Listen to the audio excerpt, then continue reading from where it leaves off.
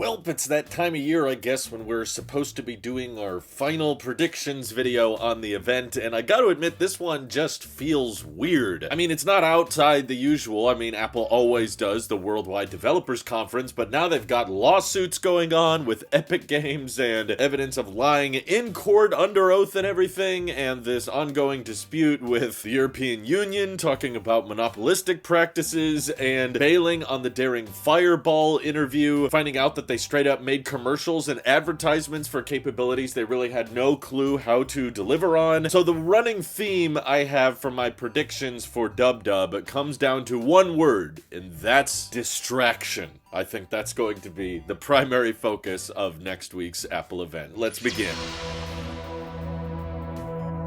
So if we're taking Mark Gurman's report somewhat seriously, which I think given his track record we should, to me at least it appears that Apple doesn't have any giant advancements really to showcase and talk about when it comes to Apple Intelligence. And based on them bailing on interviews, I think that there's probably not going to be much of an apology or acknowledgement that it's taken longer for Apple Intelligence features to roll out. So I think between, of course, all of the different operating systems that they announced next week, the main focus with all of them is not going to be so much on AI. It's going to be focused on flashy kind of marketing features that may not necessarily help the device be that much more practical and functional, but it's mostly just going to try to change the narrative surrounding Apple these days. Because for the past year, as someone who's been following Apple for quite some time, I gotta admit, it's been pretty negative. Like, so much overpromise and underdeliver, and so many news agencies all want to dive into that. Basically, all the hottest news these days is Apple Intelligence is a giant mess, and most people are more interested in the iPhone 17. They want to talk about hardware because the software is just a big steaming pile of dump. So I think Apple's going to change up the narrative at this event as much as possible, and it sounds like that might actually be through the means of changing the look of iOS pretty drastically. Thank God Mark Gurman told us some of these earlier posts that people were claiming were leaks is not accurate, but there's still a lot of people claiming there's going to be more of a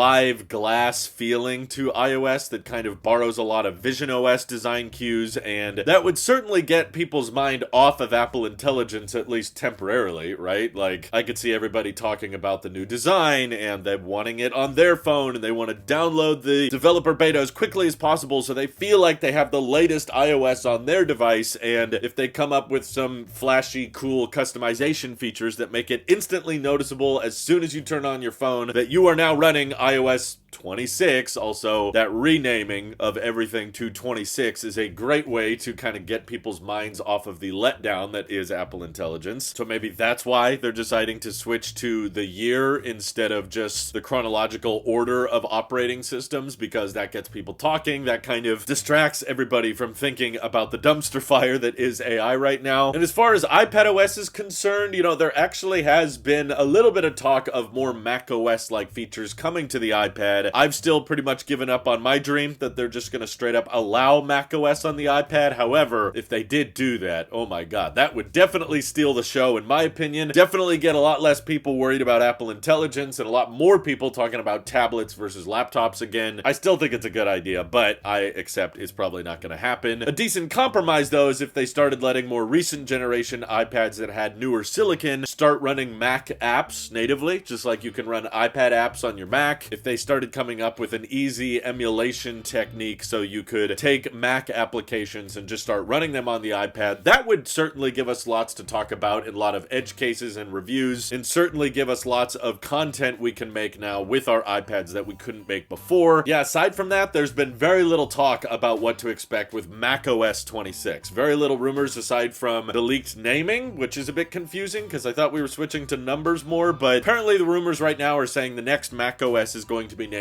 Tahoe, which is appropriate, another great California location, but at the same time everyone's saying we're switching up the numbers, so it's going to be macOS 26 Tahoe. Yeah, that's not going to distract people from AI very much, but I expect just some light updates to Safari when it comes to efficiency and privacy. I don't have a huge wish list for macOS aside from I wish it was easier to connect multiple pairs of headphones to my Mac. It's really easy to do for some reason with AirPods on my iPhone or on my old iPad when I had one. It made it a great media consumption device when you're traveling, and my wife and I wanted to both have our AirPods connected to one device. You gotta go through audio MIDI settings on the Mac, and then you can't change the volume once you have two AirPods connected at simultaneously. I don't know, it's kind of a big mess, but like I mentioned in my last video, still having Bluetooth issues when I have one pair of AirPods connecting to my Mac, so maybe that's why they don't want to mess around with it. But aside from that, my main hope with macOS 26 is they just focus on stability. I don't care if you leave Apple Intelligence alone, because that's a train wreck, and I don't plan on using it on my Mac anyway. But my biggest wish, if I could get some kind of guarantee from Apple that I probably won't, is that you leave Final Cut Pro alone, okay? Please do not turn that into a monthly membership. That's what Adobe has done. That's what most of these other third-party editing applications have done. They want to turn it into software as a service. I love the fact that I spent $200 on Final Cut like 10 years ago, and I still get all the latest updates for free. It works reliably. I create a crap ton of content on it every day. So please, Apple, just leave Final Cut alone. We're also running up against a big wall with watchOS. It's like, how much can you really add to a watch at this point? And I've been saying this for years and years, so I'm gonna say it again, but third-party watch faces would probably distract people pretty easily, but making sure that they have to be approved, just like apps have to be approved on an app store, could allow Apple to prevent a lot of, you know, like horribly designed watch faces, and it could be a monetization technique, because you could have third-party developers come up with paid watch faces that do really cool things or really cool animations, and I could easily see content creators coming out with their own third-party watch faces. You could have the MKBHD watch face for only $50 a year or something. The Panels watch face. That would go over well. Or the Linus Tech Tips watch face. Or brands could come up with specialty design watch faces with widgets and different controls, like the Rivian watch face. That would probably be really cool, because they've always got great software and great things cooking up on their mobile apps. Apple can take a fee of all of that revenue, and people can feel more customization options with the watchOS without Apple having to do that much work in the end. And all that being said, I think it would be a great idea to distract people from AI, but I'm wearing a Series 5, so I will not be getting the new watchOS 26, because I don't even get watchOS 11. The Series 5 was abandoned with watchOS 10, which still broke the home view and still doesn't let me swipe easily between watch faces like I enjoy. I still am very ticked off with watchOS 10, but I don't really care, because I'm just using my Apple Watch for notification management mostly these days and phone calls, so as long as it does that, I can just keep using it. But of course, as we come to the end of the video, a lot of people might think, wait a second, we haven't had hardware in a while at WW. Is Apple planning some kind of one more thing moment? Which honestly, if we're looking at this through the lens of distraction, how do we get people excited about Apple and excited about the new software and excited about developers and distract them from all of the lawsuits going on, all of the antitrust accusations, and all of the AI slippage these days? Well, yeah, frankly, while there hasn't been a ton of reports saying that there's gonna be hardware at this event, there have been many analysts saying that Apple is working on a new HomePod with a display that would be used for FaceTime calls, you know, more of a stationary device, but it could play videos. It would run some kind of version of tvOS, maybe a more stripped down version, but more optimized around HomeKit and controlling the home, and maybe putting Apple Music lyrics on the display when you're listening to music and that kind of thing. We've seen Google with Nest cook up, you know, smart speakers that have little displays on them. And Ming-Chi Kuo is saying this HomePad device is supposed to enter production in the third quarter of this year, which is just a couple of months away. And while there hasn't been many people saying that they're going to unveil this new HomePad device at WW, I do think it would certainly get people excited about something that's not AI related. And it should be mentioned that, you know, the original HomePod was unveiled at WW in 2017, and they didn't ship it for another 8 months after unveiling it. So it's not completely outside the realm of possibility that they would unveil the HomePad and say that, you know, orders for this thing start later this year, just to kind of hype up the troops a little bit, instead of letting people down likely with a bunch of disappointing software features, because my guess is between iOS, iPadOS, macOS, and watchOS 26, there's not going to be a ton of functional and practical features they come up with. I hope I'm wrong. Apple has a good track record of surprising me with, oh yeah, actually that looks kind of useful, I would use that. But if it's just focused on aesthetic changes to kind of get people excited about, ooh, it looks different, look at all the glassy effects now, yeah, this could easily be a big letdown keynote, especially now that they're not doing the interviews after the fact. But having a one more thing hardware moment for hardware that's not even shipping for a while, but maybe they have a few demo units for the content creators to look at while they're there, yeah, that would probably help distract their audiences basis and get people excited about Apple again without having to lean too hard into the AI trend we're in right now. Because honestly, I think a lot of Apple fans are just kind of sick of talking about it. But am I wrong? Feel free, if you want more Apple Intelligence features to be prioritized to Dub, comment everything you're hoping for down in the comments below. And thank you to everybody supporting this channel directly. It seriously helps us out a ton, as does just watching these videos. So thanks again. And yes, I will be live streaming my reaction to the event on Monday, and I hope to see you all there.